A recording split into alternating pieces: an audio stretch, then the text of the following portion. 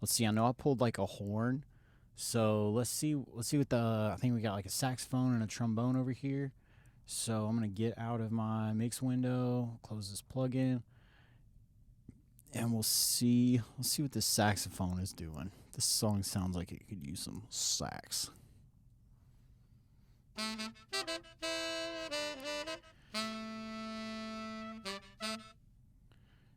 Okay, so that is not at all the direction we're going with this song, even though it's an A minor. Let's see what this trombone sounds like.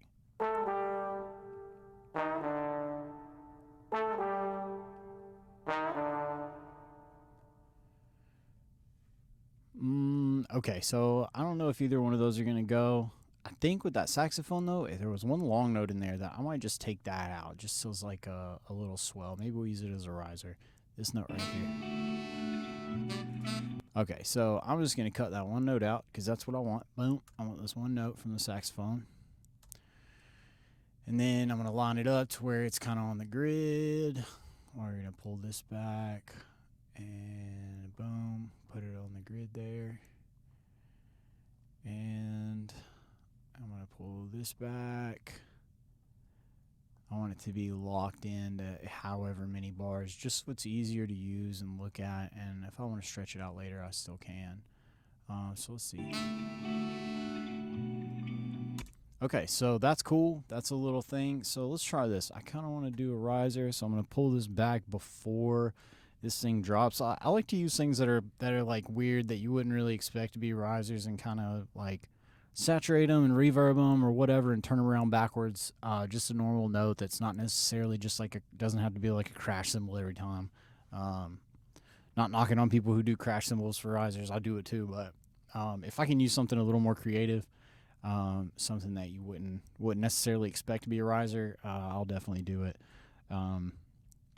Like sometimes I'll just like whoop into the microphone or do something, just make some kind of noise, and use that just so it's something kind of fresh when you're coming out of like a real slow, somber, or whatever, like single instrument and you're coming up into something. It's cool to have. It's cool to be able to just like do whatever, you know. All right, let's see what this sounds like. Cause I mean that note didn't sound bad. I might tune it to something different, but let's kind of see what this feels like here.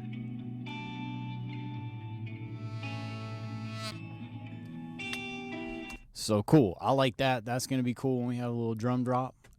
So now that makes me feel comfortable bringing in. We'll go ahead and start doing a little percussion, and see if we can't make this thing swing a little bit. I'll know when I see this. So I'm gonna title this sax riser. So I know what I'm dealing with when I get later on. Let's see. This is the main guitar, so I'm gonna title that, and then I'm gonna title this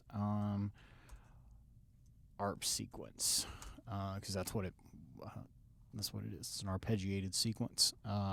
So I know what stuff is when I go back and like really get into mixing. With this, I have a plan on really this little sax piece we took here. I'm probably gonna really like do a super long reverb on it, maybe some like delay that stretches out through the next phrase, so you're really like kind of when you're going from a single instrument and it drops, it kind of like fades you out into it gently, so it's not super abrupt right in your face and doesn't feel unnatural, like the music isn't actually moving. I usually do that with risers. I'll give them something really long, and that trails out. That way it kind of like meshes those two things together.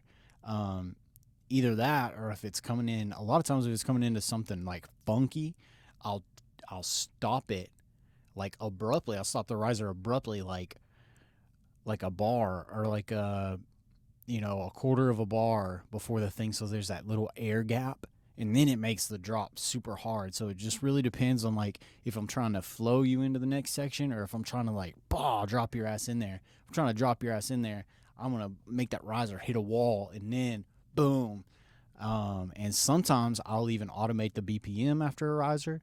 I actually saw a producer talking about this a couple years ago, and man, that stuff is cool. Even if you automate it, like slow it down like 3 BPM or something where you can't even hear it, like you can feel